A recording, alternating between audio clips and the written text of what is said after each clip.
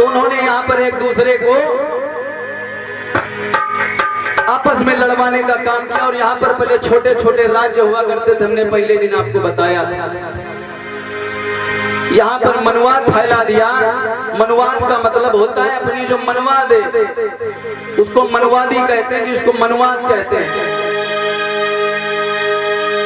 वर्णों की व्यवस्था की गई। वर्णों में पहले हमको तुमको बांट दिया गया, फिर चमारों और पासियों जैसी जातियों में हमको तुमको बांट दिया गया। और सबसे विचित्र बात तो ये रही कि हमें तुमको सबसे नीचे कहा गया,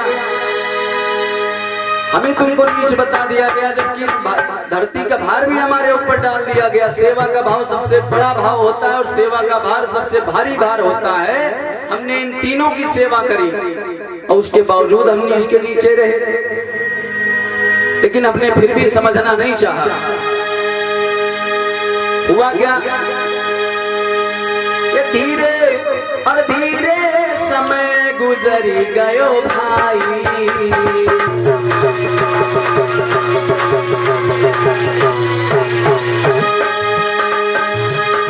अरे धीरे धीरे समय गुजरी गयो भाई।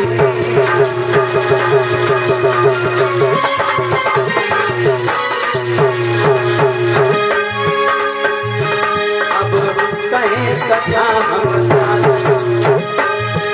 अब कहें कथा हम साथ, फोटू अब चाहे मिर्ची लग जाए, अब कहें कथा हम साथ।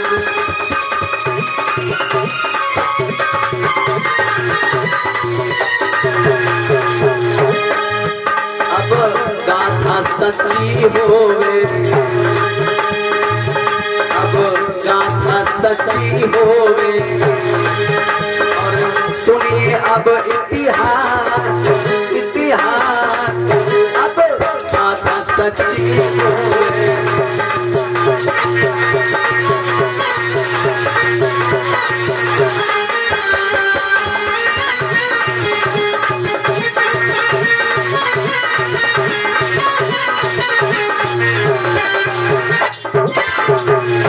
मेरी मैया जब यहाँ पर फूट डाल दी, लोगों को पाखंड में जकड़ दिया, और उसी पाखंड की बदौलत कभी हमने पत्थर पूजे, लेकिन अपने जिंदा माँ बाप की हमने सेवा नहीं करी।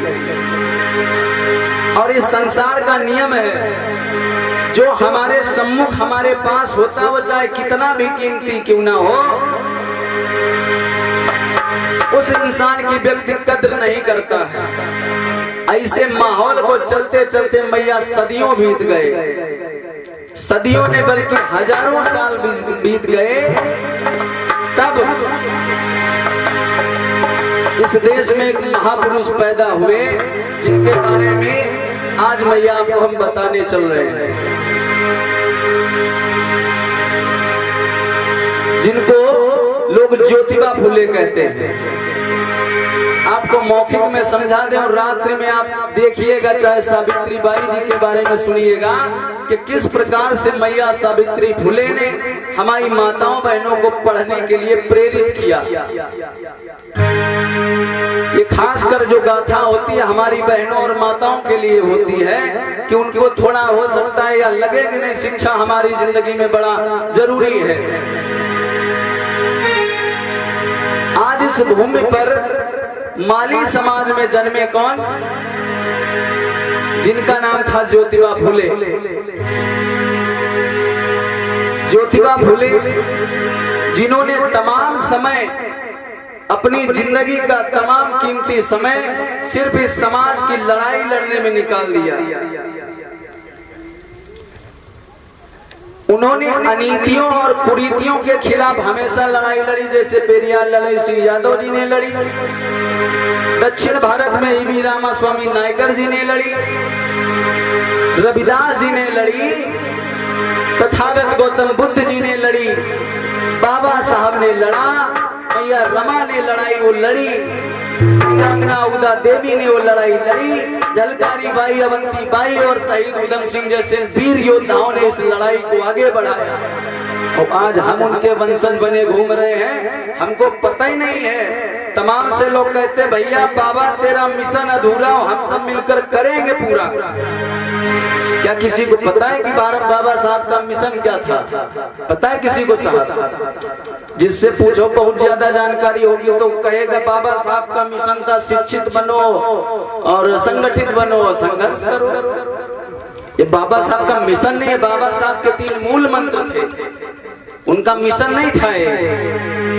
बाबा साहब का मिशन था इस भारत की भूमि को बौद्धमय बनाना। और बौद्धमय का मतलब यह नहीं कि तुम बौद्धिस्ट लिखन लगाओ, बौद्धिस्ट सब लोग सर्टिफिकेट पे हो जाओ। पूरा भारत या क्या एक जाति या एक धर्म का हो सकता है? जिस देश में हजारों जातियां हो, कई एक धर्म हो, उस देश को जिसको संविधान में धर्म निरपेक्ष कह दिया गया, क्या इस देश को किसी एक जाति या एक धर्म का बनाना संभव है? नहीं संभव है, क्योंकि इसकी अनुमति हमारा और आपका संविधान नहीं देता है। आज हुआ क्या मेरी मैया, हमारे समाज के लोगों ने जब खूब कथाएं सुन ली, इधर उधर से थोड़ा बहुत जब पढ़ लिए तो रैलियों में बड़े बड़े झंडे लेकर नारे लगाने लगे कि बाबा तेरा मिशन अधूरा, हम सब मिलकर करेंगे पूरा। लेकिन उनको यही पता नहीं है। और ये नारा लगाने वाले जो 100% लोग हैं ना मैया, उनमें से 90% ये नारा तब लगाते जब उनकी चढ़ी होती है। ये भी हकीकत बात है। बाबा तेरा मिशन अधूरा और दारू पी कर करेंगे पूरा।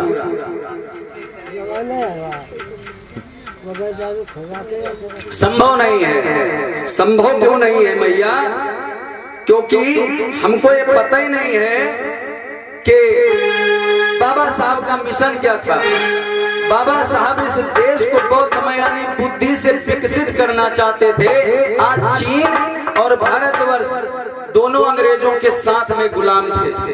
भारत से 2 साल लगभग शायद पीछे चीन आजाद हुआ।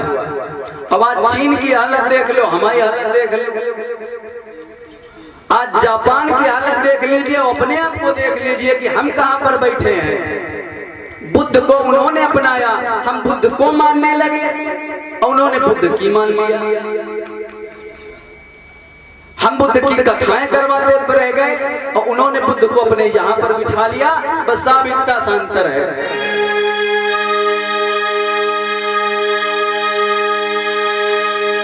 आज हुआ क्या मैया, आपको आज हम ज्योतिबा फुले जी के बारे में थोड़ा, चूंकि दिन का माहौल है, फिर रात्रि में आप सभी लोग झांकियों के माध्यम से देखिएगा कि ज्योतिबा फुले जी का जीवन इतिहास कैसा है।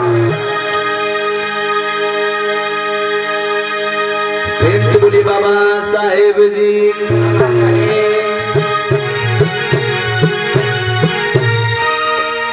तो कहाँ की कथा विस्तार हम और सुनियो मेरी मात, नमन ज्योतिबा को करें और करें सावित्री मात।